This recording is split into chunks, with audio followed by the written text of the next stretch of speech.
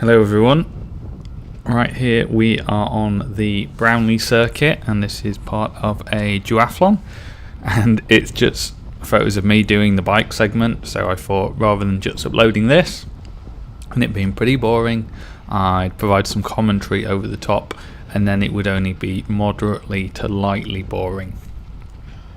So this was all filmed with my GoPro mounted on my handlebars, and then I've overlaid my speed, my heart rate and the power, so you can laugh at how high my heart rate is going despite the fact I'm putting out such little speed and power. We're just coming up the hill at the moment.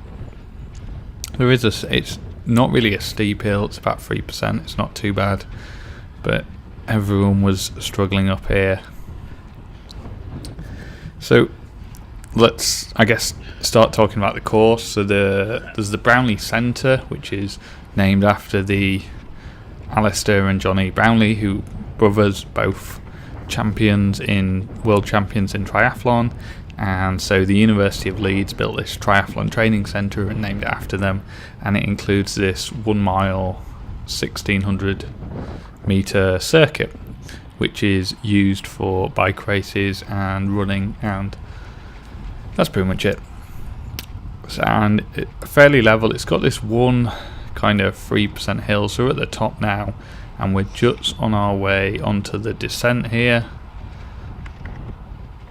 So I've dropped off the power a bit, just coming down the hill now. You can see the people going the other way up the hill. Coming down, it flattens out about here, and we've got a long straight. We go under the bridge that allows people to get over the track without running into the middle of it, and then we're going to pass transition, which is on the right down here at some point.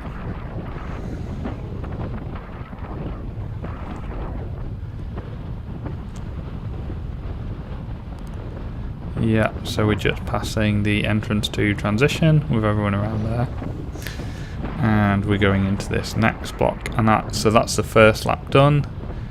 It didn't quite start at the beginning because I hopped on my bike, I started cycling, and then I turned my GoPro on. So we'll come around this section, and then we'll go through what's almost looks like a massive chicane. I'm getting past there. I do pass some people as well, so it's not a complete disaster. But we'll go left and then right. 2 people past me. And then we're pretty much back to where we started the first lap. So that's the course. It's a 6-metre wide track, and it's lovely tarmac. There's no dirt, no oil on it, and it's a lovely smooth surface, lovely to cycle on. This was part of a duathlon, so it was a 4.5 kilometre run. We started off doing 1 lap of the track, and then we moved on to the field, which is on our left here. And see, that guy came storming past me, but falls apart on the hill. And then it was 10 kilometres on the bike, which was 6 laps of the track, and then 1 more lap of the field, which is another 1.5 kilometres. So I averaged not that respectable 29.4 kilometres per hour on the course. It's not, I mean, it is 6 metre wide, so it's not what anyone, I think I'm passing that guy that came storming past me earlier as well. Happy days. It's not a super technical course, but when your bike handling skills are as mediocre as mine, it suddenly becomes a technical course. Because, for example, you've got this big wide corner which you could easily get a Formula 1 car around at 100 miles an hour, but for me, trying to lean my bike in, I still had my hands covering the brakes off the power as I went around it, tried to lean it as much as I dare, but definitely still room for improvement there. And then we're coming down the hill again, just finishing off the end of lap 2. This was a nice bit where we go around the corner. I could drop off the power, my heart rate could go down to something a bit more sensible.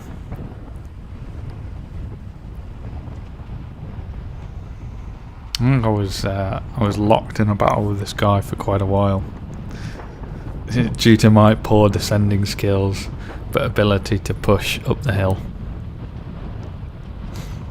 So I'm filming all this with my GoPro, which is just mounted to my handlebars.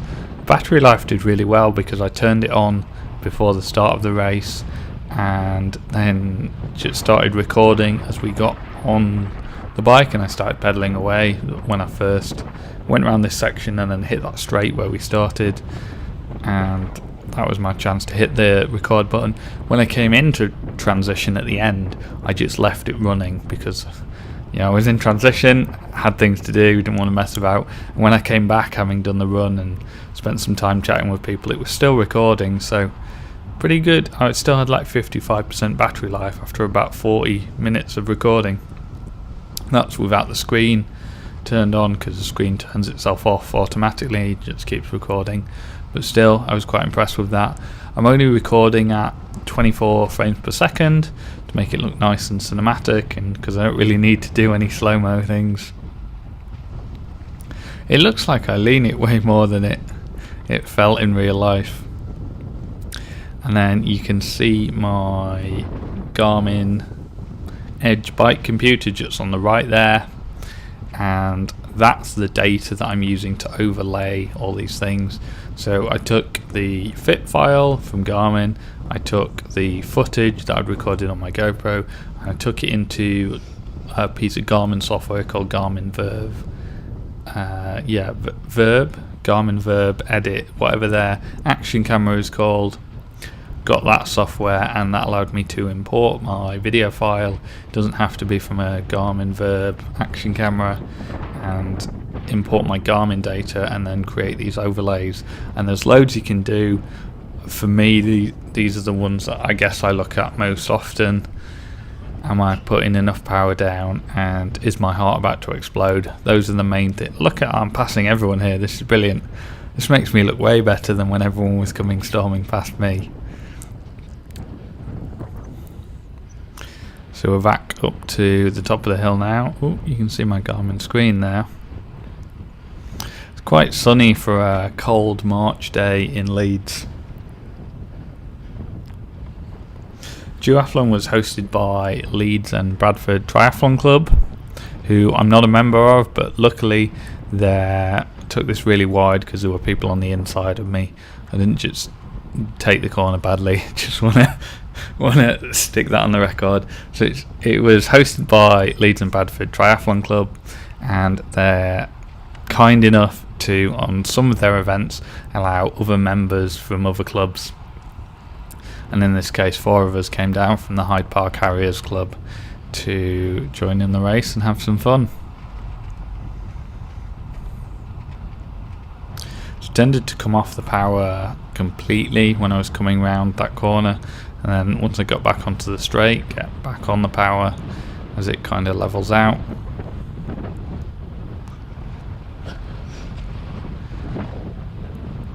And then at this point, start changing down the gears a bit so that I can keep my cadence nice and high. I generally have quite a low cadence anyway, like I hang around at about 70, and then towards the end of a bike leg, before I know I've got to run, I'll try and speed that up to 80, 85, which is 85 is probably ideal because that works out to a run cadence of about 170, which is my typical run cadence. Come off the power as we come round this corner, and then back on it. There's also a headwind coming this way. It wasn't too bad on the hill, but here it was really noticeable, so I really had to power through on this little bit of the straight, and then round these corners again. Because it started off with the run, obviously there's some of the people I'm maybe a couple of laps ahead of by this point, and the faster people going past me, some of them have probably finished the bike segment by now, but nobody managed to get in my way. I don't think I got in anyone else's way. I was quite obsessively checking behind me, but I think especially when you've got a 6 metre wide pristine tarmac road, it's quite easy not to get in people's way. So we're coming up the hill again, kept hitting over 300 watts. I read a book somewhere that always recommended taking it really easy on the hills and taking it pedaling really hard as you go down, because it's really easy to pick up a lot of speed when you're descending, whereas going 50% harder up a hill is actually not going to make your speed faster in real time. I haven't checked the logic and the maths on that. Seems plausible. I didn't race that way. I tended to charge up the hill at 250-300 watts and then come down at maybe 200 to 250 watts. I think my average was only about 210, 211 maybe, because I was backing off. 214 was my average power, and 414 was my maximum power, which I think I did hit when I charged up the hill the first time. It looks like that. The second lap when I charged up the hill is when I hit 414 watts. After that I tried to calm it down. Again, I'm off the power here because I'm coming around the corner, doing a bit of pedaling.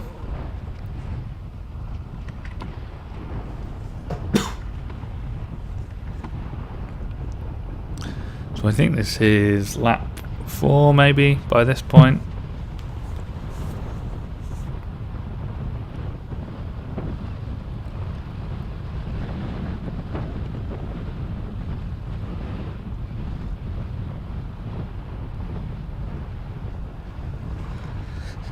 Yeah, I'm starting to get back on the power as we come down the straight. Only averaged 214 watts. It's pretty low. I mean, that's significantly below my FTP, but I think it was because I was coming off the power as I went through the corners, and because I wasn't putting a ton of power down as I was coming, even though it was only a 3% hill and you could put a lot of power down. And while I'm making excuses, I'd already done 10k at parkrun, so have pity on me. Back on the power now as we go into the headwind back the other way. My heart rate's doing alright here, it's down to 172. Went to spin class with the Harriers. The first time I went, it was so warm that my heart rate maxed at 206, which I don't think I've ever done before, even when running, which normally gets my heart rate way higher than it does when I'm cycling.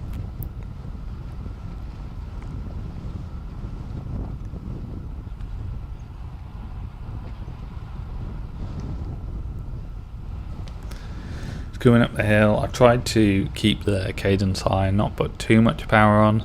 Wasn't always successful at that. I'm hitting 300 watts here.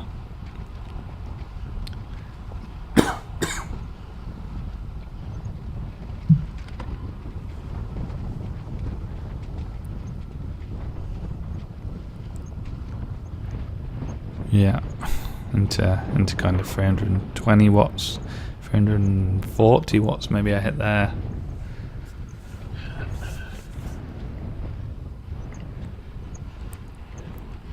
Everyone else was taking hills nice and sensibly. It's being faster up the hills and slower down the hills is not a good way to race, but it is what it is.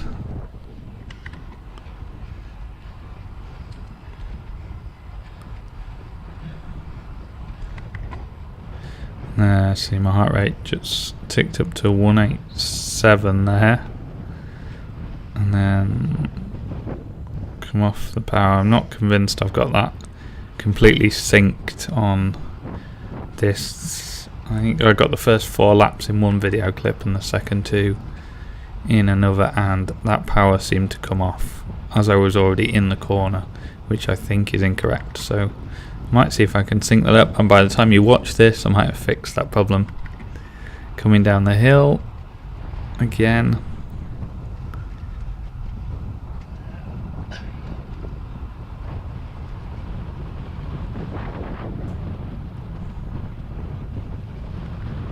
This is using the new GoPro Hero 7's Hyper Smooth video mode. and I do think it looks, I kind of feel it looks weird because my handlebars and my Garmin are bouncing around all over the place and nothing else seems to be moving.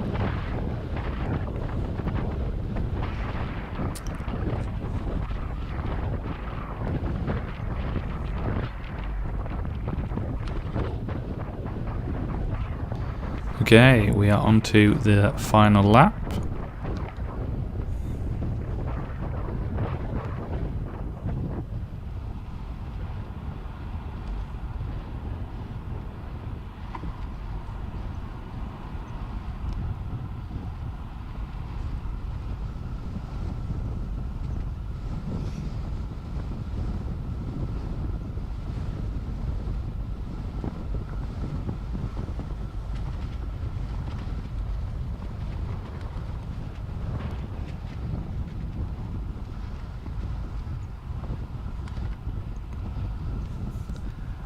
Heading up the main straight again. Now, one of the difficulties here is towards the end of the bike I would normally increase my cadence so that I was ready for the run, and I tried to do that a bit here, but then when I was coming back down the hill it's really difficult to, well, I mean, you just spin out, so it's a bit useless anyway. See if I manage to keep the power to a reasonable amount this time.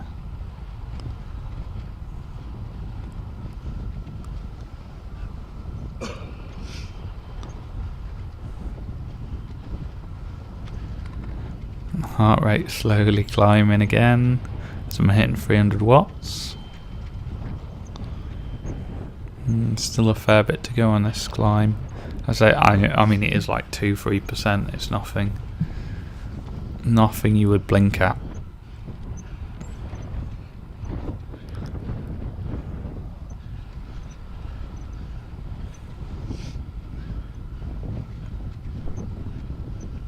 Tried to use the extended display mode on my Garmin Edge because I was tracking this on my Forerunner, and in fact I think the data here is from, in fact I know it is from the Forerunner, it's not actually from the Garmin Edge, and you can use your Garmin Edge as a kind of second screen for your Forerunner, but the problem with that is that it will only give you it will only give you the data screens that are on your watch, and if you're anything like me you've got a ton of them on your Garmin Edge, so that didn't really work out for me, and in the end I was just tracking it separately on my watch and running my Garmin Edge at the same time, which is a bit annoying because I've got to remember to hit the button as I leave transition on my watch, and then once I get riding I need to turn my Edge on and start that route as well. Coming down for the final time now, trying to spin fast at quite a low power, and then I'm coming up to transition, which is on my right, at which point I can climb off the bike. In fact, that's me turning my Garmin Edge off in preparation for coming down to transition. Here we come. I was wearing bike shoes for this, so it meant running around and my cleats going clickety-clack. As I did last year, I was racing in recessed cleats. I'm going to find my spot. There it is.